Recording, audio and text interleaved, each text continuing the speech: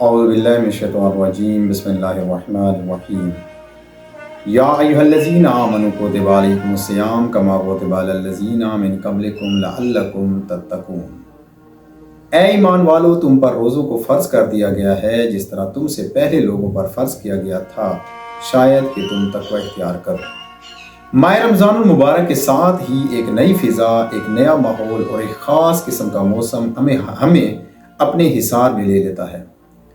فضاؤں میں ہر جانب نغمات قرآن مچلنے لگتے ہیں اور قرآن کریم کی پاکیزہ فضاؤں سے معمور اور روحانیت کے کیف سے مخمور ایک خاص فضا ہمارا احاطہ کر لیتی ہے۔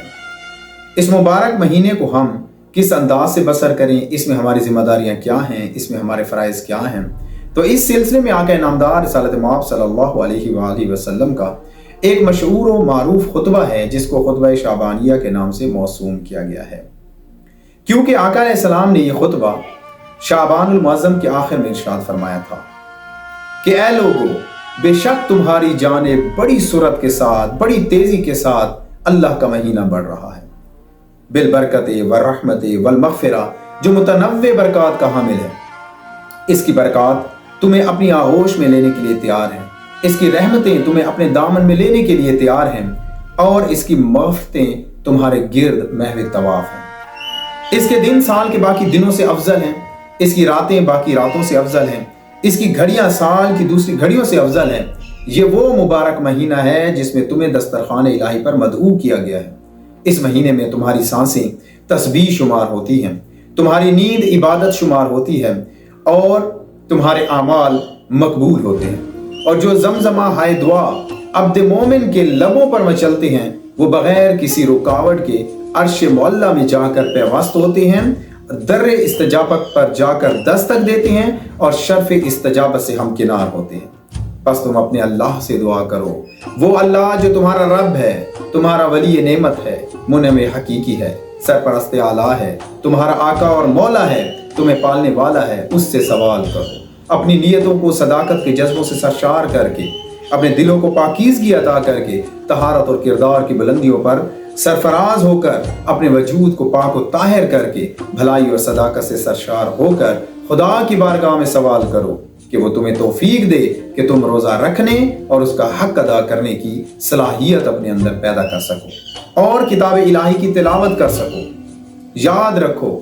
قرات اور تلاوت میں فرق ہے۔ قرات یعنی خوبصورت آواز میں صرف قرآن کو پڑھنا، لیکن تلاوت معانی اور مفاہیم کی وادیوں میں ڈوب کر قرآن کے باطن کا، قرآن کے عمق کا جائزہ لینا اور اس پیغام حق کو وصول کرنا جو بارگاہ الہی میں خالق کائنات کے پیش نظر تم تک پہنچانا ہے۔ لہٰذا اس کی کتاب کو تفہیم کے ساتھ سمجھ کر اس پر غور و فکر کر کے اس کی تلاوت کرنے کی تمہیں توفیق عطا فرمائے۔ کتنا بدبخت ہے وہ انسان جو اس مہینے میں جبکہ متنوع نعمات الہی کا دسترخوان سجا دیا گیا ہے اور اس کو بار بار مدعو کیا جا رہا ہے، اس کے باوجود بھی وہ اللہ کے رنگ رنگ نعمات سے استفادہ حاصل نہ کر سکے اور محروم رہے۔ اور روزے کی بھوک اور پیاس کی شدت میں عرصہ قیامت کی بھوک اور پیاس کی شدت کو محسوس کرنے کی کوشش کرو، اور اس مہینے میں زیادہ سے زیادہ راہ خدا میں خرچ کرو۔ اپنی قوم کے فقراء، یتیم، مسکین، غریب، ضرورت مند، ستم زدہ، مفلس، نادار اور محتاجوں پر خرچ کرو۔ اپنے بڑوں کا احترام کرو، اور نہ صرف یہ کہ ان کا احترام کرو بلکہ اپنی طبیعت میں اتنی گنجائش پیدا کرو کہ ان کی زیادتیوں کو برداشت کر سکو۔ چھوٹوں پر رحم کرو، ان کے ساتھ نرمی سے پیش آؤ، اپنے دلوں میں نرمی پیدا کرو، اپنے رشتہ داروں کے ساتھ صلح رحم کرو۔ پھر فرمایا اپنی زبانوں کو فعل حرام کے ارتکاب سے بچاؤ، اپنی زبانوں کو حرام کے ارتکاب سے بچاؤ اور اپنی سماعتوں کو فعل حرام کے ارتکاب سے بچاؤ۔ لہٰذا آنکھ، کان اور زبان کی حفاظت کرو،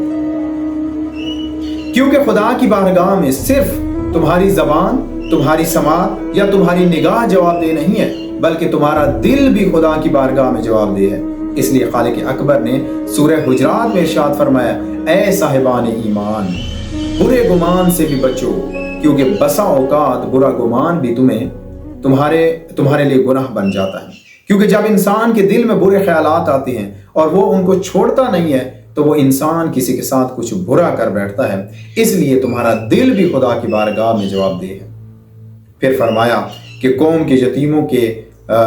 یتیموں کی سرپرستی کرو، ان کے سر پر شفقت کا ہاتھ رکھو، اور یہاں پر صرف ہاتھ رکھنا نہیں ہے بلکہ ان کے لیے کوئی عملی اقدام کرنے کا کہا گیا ہے، اپنی حیثیت کے مطابق ان کا خیال رکھنے کا کہا گیا ہے، ان کی ضروریات کو پورا کرنے کا کہا گیا ہے۔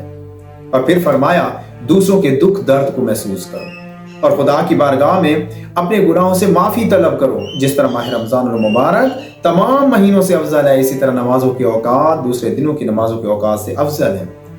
اور انہی اوقات میں خدا سے اپنے گناہوں کی معافی طلب کرو، اس لیے کہ یہ خدا کی بارگاہ میں سب سے افضل اوقات ہے، اور خدا ان اوقات میں اپنے بندوں کی طرف نگاہ کرم اٹھاتا ہے۔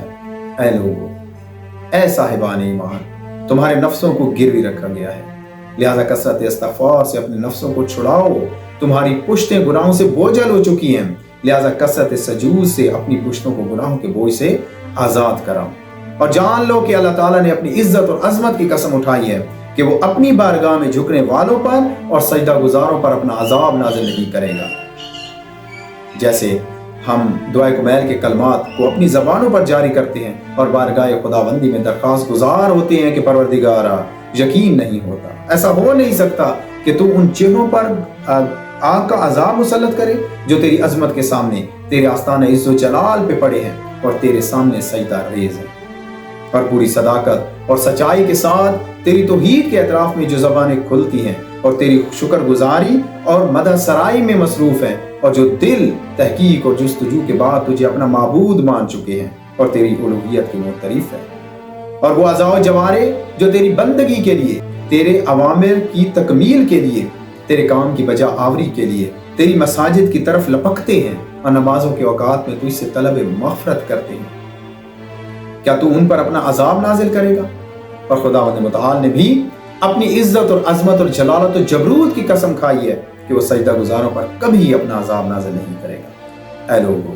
جان لو اگر کوئی تم میں سے اپنے مومن بھائی کا، مسلمان بھائی کا روزہ افطار کرائے گا، اس کے لیے غلام کی آزادی کا ثواب ہے، اور اس کے ماضی کے تمام گناہوں کو معاف کر دیا جائے گا۔ پوچھا گیا، یا رسول اللہ، ہم سب میں اتنی ہمت نہیں ہے کہ ہم کسی کا روزہ افطار کرا سکیں، تو آپ نے فرمایا، تم اپنے آپ کو جہنم کی آگ سے بچاؤ، تم اپنی گردنوں کو جہنم کی آگ سے چھڑاؤ، بے شک کھجور کا ایک کٹا ہوا ٹکڑا ہی کیوں نہ ہو، پانی کا ایک گلاس ہی کیوں نہ ہو، اس سے بھی روزہ افطار کرو۔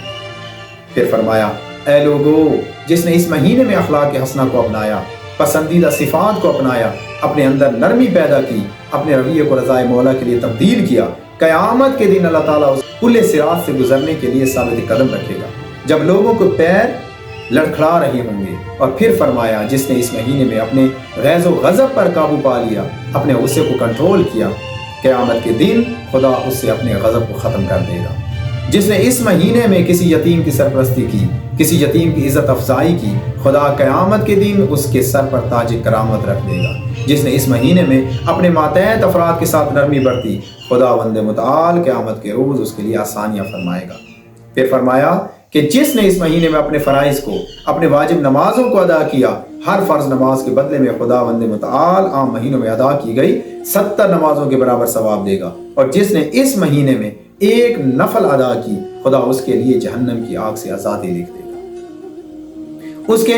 میزان عمل کو وزنی کر دے گا، اور جس نے اس مہینے میں کثرت سے میرے اوپر صلوات بھیجی، خداوند متعال میدان قیامت میں اس کے میزان عمل کو سنگین کر دے گا۔